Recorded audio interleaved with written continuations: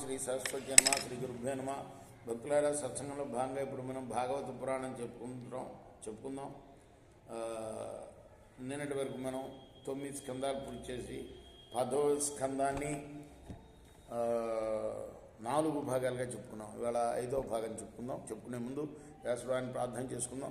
వ్యాసాయ విష్ణురూపాయ వ్యాసరూపాయ విష్ణవే నమో వై బ్రహ్మణదేవాశిష్టాయ నమో నమః.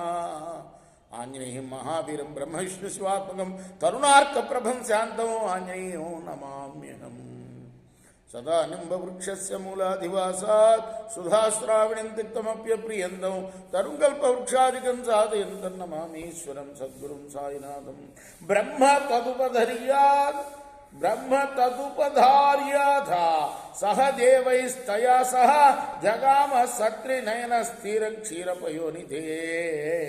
తత్ర గత్వా జగన్నాథం దేవదేవం వృషాకవిం పురుషం పురుషసూక్తేన ఉపతస్తే సమాహిత. మనం ఈ ప్రళయం గురించి, అంటే ప్రళయం అంటే నైమిత్తిక ప్రళయం అనొచ్చు. అంటే ఏదో నిమిత్తం రీత్యా భూదేవి అడిగింది బ్రహ్మదేవుడిని. ఆ కథలో ఉన్నాం, గుర్తు తెచ్చుకోవాలి. ఒకరోజు గ్యాప్ వచ్చింది, నేను మహాశివరాత్రి చెప్పుకోలేదు కదా. ఇక్కడ ఏం చెప్పారు? దైత్యులు గర్వోన్మత్తులై లక్షల సంఖ్యలో భూమండలాన్ని ఆక్రమించినందువల్ల, ఇది వేరే రకంగా చెప్పబడిందని కూడా నేను చెప్పుకున్నాం కదా మొన్న మనం భారతంలో. దీనికి పూర్తి వ్యతిరేకంగా చెప్పబడింది భారతంలో. అండ్ మనం ప్రత్యక్షరం ప్రతి శ్లోకం చదువుకున్నాం కాబట్టి తెలుస్తుంది. అంటే ఒక్కొక్కసారి ఎట్లా ఉంటుందంటే, ఒక్కొక్క యుగంలో అనేకసారి కలియుగాలు, ద్వాపర యుగాలు, త్రేతాయుగాలు మారి మారి వస్తుంటాయి. ఒక్కొక్క యుగంలో ఒక్కొక్క రకంగా ఉండొచ్చు అని పెద్దవాళ్ళు దానికి సమాధానం, వ్యాఖ్యానం చెప్పారు. ఎందుకు భారతంలో ఇట్లా ఉంది, ఎందుకు రామాయణంలో ఇది భాగవతంలో ఇలా ఉంది అంటే, ఒక యుగంలో, ఒక త్రేతాయుగంలో, ఒక ద్వాపర యుగంలో అలా తేడాలు కూడా ఉంటాయి. కాబట్టి ఈ ద్వాపర యుగంలో, ఒక ద్వాపర యుగంలో ఇలా జరిగి ఉండొచ్చు అన్నమాట. ఏమని, రాక్షసులే అందరూ పరిపాలిస్తున్నారు కాబట్టి నేను వీళ్ళ భారం మోయలేకపోతున్నాను అని బ్రహ్మదేవుడికి విన్నవించుకుంది. అప్పుడు బ్రహ్మదేవుడు ఆ బాధను సావధానంగా ఆలకించాడు.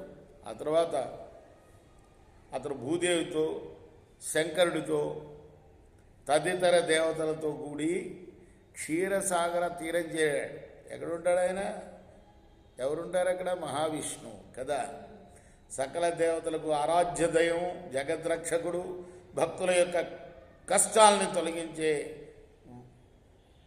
వాడు అయిన ఆ పరమ పురుషుని గురించి బ్రహ్మదేవుడు పురుష సూక్త మంత్రాల ద్వారా ఆయన ప్రస్తుతించాడు. గిరం సమాధౌ గగనే సమీరితాం నిశమ్య వేదాస్త్రితశానువాచ గాం పౌరుషీం మే శృణుతామరా పునః విధీయతామాసు తదైవమాచిరం. ఆ తర్వాత బ్రహ్మదేవుడు సమాధి స్థితి ఎందు ఉన్నప్పుడు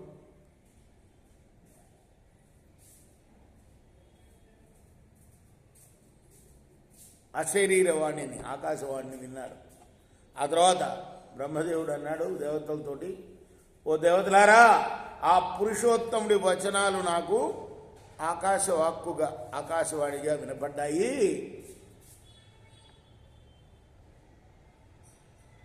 మీరు ఆయన మాటల్ని శిరసావహించాలి అన్నాడు.